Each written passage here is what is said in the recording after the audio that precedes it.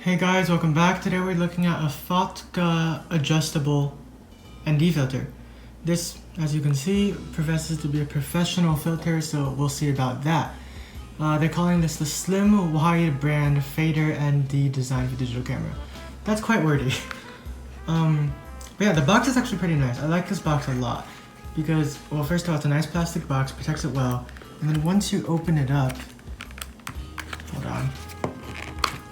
Once you open it up, it has this nice place to sit, it can't move around too much, and it has a nice padding.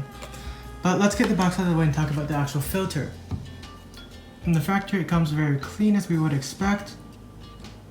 No dust or fingerprints. So you can see, it says what it is there, and I got mine in the 52mm variant.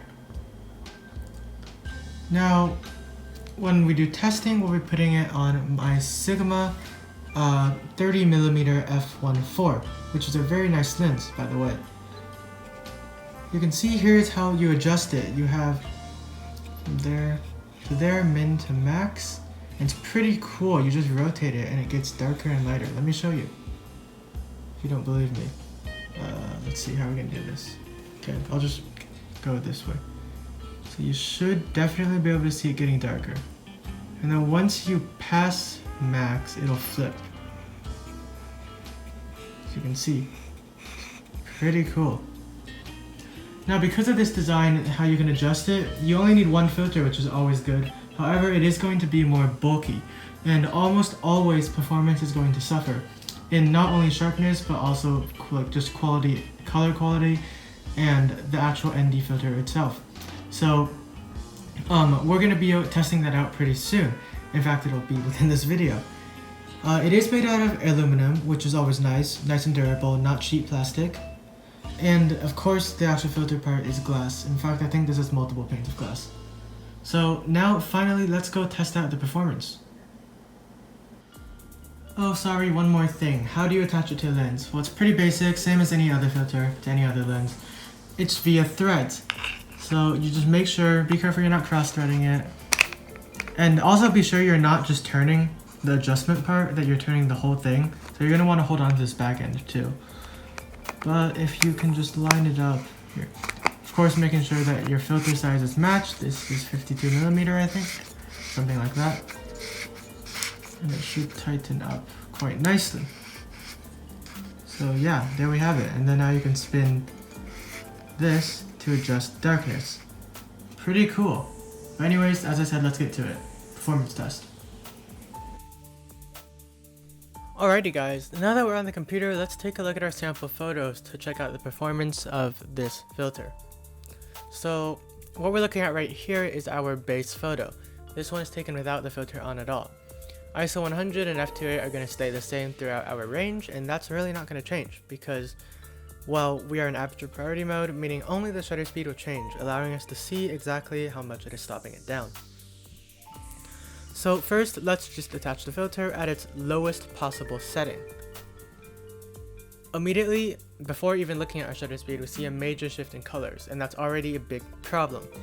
Although in this case, it arguably makes the photo look slightly more appealing, it will certainly not do that in all cases, and you really don't want it to shift the color of your image. However, that's kind of to be expected with a cheap filter like this, especially one of this design. It does exactly have a shutter speed, meaning that it is stopping it down by one stop. Another stop if you move it to the halfway points. Tint changes once again. And then here it is at the tick before the ending point, the tick before the max point. And for some reason, I cannot figure out why, suddenly the shutter speed goes to crap. It went from 1/500th to this. How come it's not a linear scale? That's just dumb. You can see that it's linear throughout here. From the beginning to halfway, it is one stop. So it should be another stop from halfway to the end, right? No. To just before the end, it suddenly is like, it's just ridiculous. But Anyways, you can also see a huge tint on it, and even worse, you see artifacts, in that you can see that the top right and the bottom left are significantly darker than the rest of the frame, and that's due to the design of these variable filters. That is made even clearer once you put it to the full setting. Keep in mind, this is not past the max setting. This is the max setting. It's completely unusable because you can see the process of it trying to flip from the max to the min, because if you rotate it through, that's what it does. Yeah, no, it's an unusable image. And even though it's not, you don't get the huge blue streaks on this, the same effect is apparent. You can see the corners are darker, or the upper right and the bottom left in particular, which is a problem. Because that's quite hard. Well, it's not that hard, but it is a pain in the ass to edit out, especially because normal vignetting software will not fix this, because it is not uniform across all four corners. As I said, don't use the max setting ever, it's just ridiculous. Unusable image.